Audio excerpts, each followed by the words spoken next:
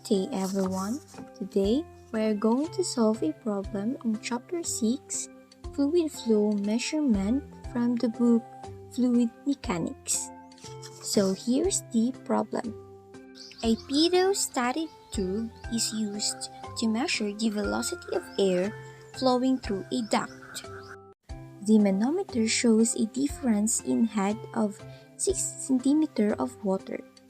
If the density of air and water are 1.13 kg per cubic meter and 1000 kg per cubic meter, determine the velocity of air.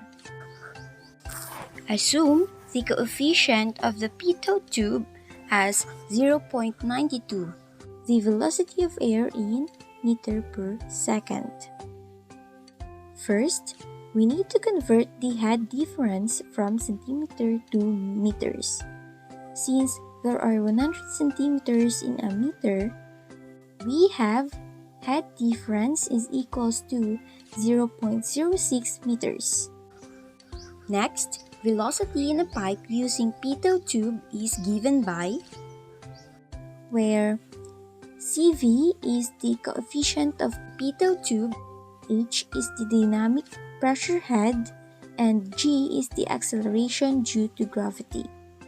But before that, let's solve first the dynamic pressure head, which is given by, plug in the values, we get 53.04 meters.